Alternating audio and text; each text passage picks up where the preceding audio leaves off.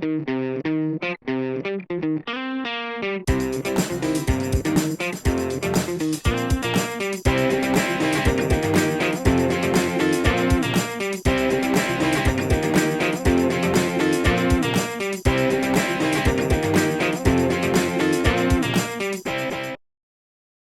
everybody, and welcome to the first of hopefully many solo videos I will be doing. They are called Mike Rants, because I'm Mike, I like to rant, and I have a lot to say and very little time to say it. So, I'm going to get right into it. What am I talking about today? Well, I'm glad you asked. Just look at the shirt. That's right, Disney. And who doesn't love Disney? If there's anybody watching who doesn't like Disney, you might want to turn off this video right now. I love Disney. And even that is an understatement. Because no word can describe how much I love Disney. I'm just going to tell you all about my top favorite Disney films. As I was going through all the films, and these are just some of the animated films, I could not narrow it down to a top 10. I couldn't even narrow it down to a top 15. But what I did manage to accomplish, and what I did see, was that every single time I made the list, there were always 5 films. 5 Disney films that always remained on the top of that list. They remained in the top 5, and that's where they're going to stay. And those are the films I'm going to talk to you about.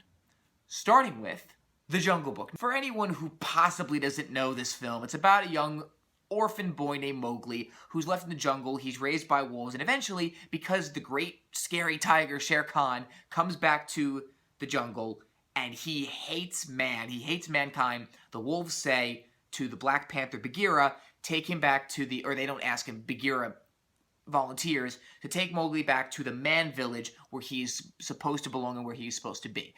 And what pursues is a very interesting journey and sort of an identification process for Mowgli, which is why I think I like it, because I think a lot of people are really searching for identity. And what The Jungle Book does is that it shows Mowgli in so many different scenarios. It shows him amongst the wolves and how he acts like them. It shows him with the elephants and how he wants to act like them and how he wants to fit in with them. Then he's introduced to Baloo, where he wants to act like him. Then he's introduced to the monkeys. It just keeps going on and on. And with that being said, because I don't want this little explanation to really go on that much longer, that is one thing I like about it. The other part I love about this movie is Shere Khan. He is just amazing. He doesn't even get introduced until midway into the story, which usually that's not necessarily a good thing that you don't introduce a character until the midpoint, but it's perfect. There's a perfect build up to him, and when you get to him, he's completely calm. He's completely suave. He's got the deepest voice with the thickest British accent you could possibly imagine. He's just going around looking for Mowgli, and it's just fantastic. And then when when Mowgli actually confronts him, you really have no reason to really be scared of him. You have a little bit, a little bit of tension because he's so intimidating, but nothing really scary until he just lunges at him. Okay, that's all I'm going to say about The Jungle Book for now, because I need to move on to my number 4 film, Peter Pan.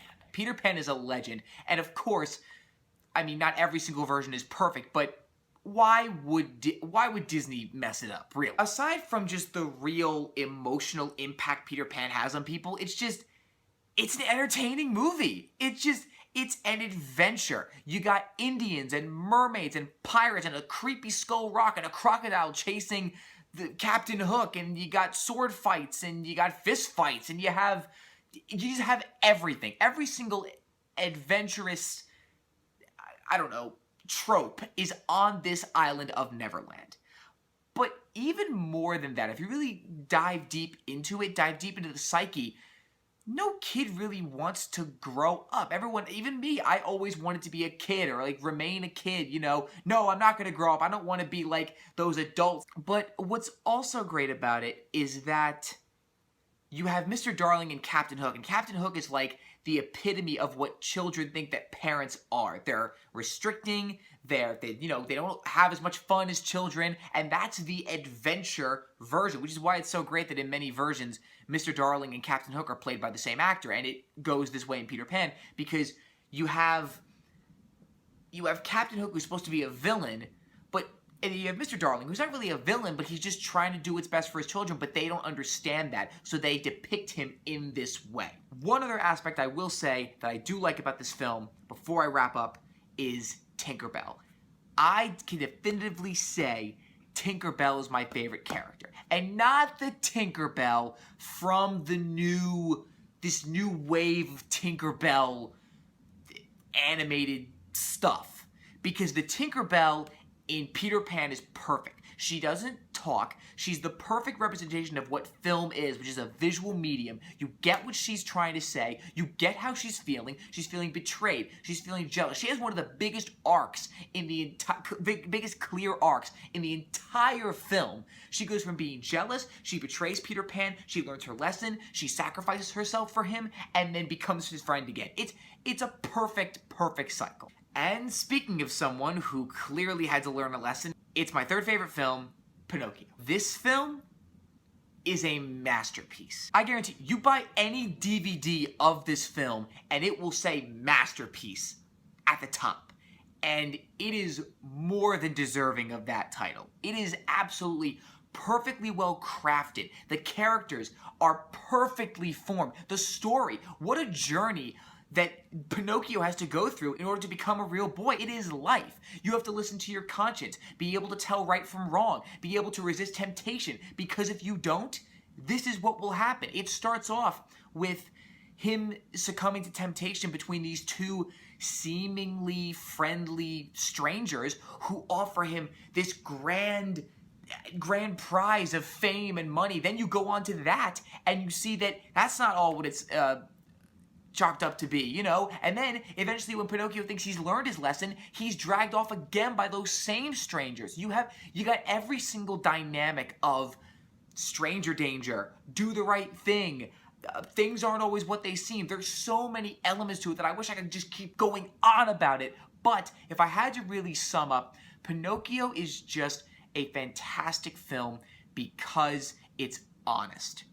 And that's a funny thing to say considering that Pinocchio is so dishonest, but it's honest about how the world is, about how a young boy trying to go through that world is, and what a conscience is trying to do, and if that conscience was a living embodiment, it would be Jiminy Cricket, because it's trying so hard to set you on the right path, but inevitably, it's your choice. As we move on to number 2, I want everybody watching this to know that I am a huge fan.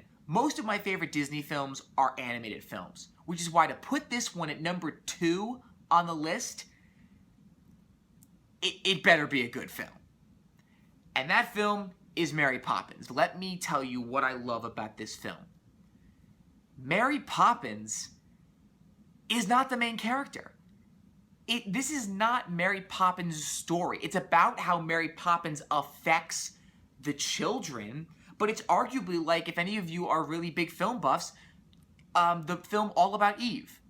The film does track Eve's journey, but who really changes throughout the course of that film?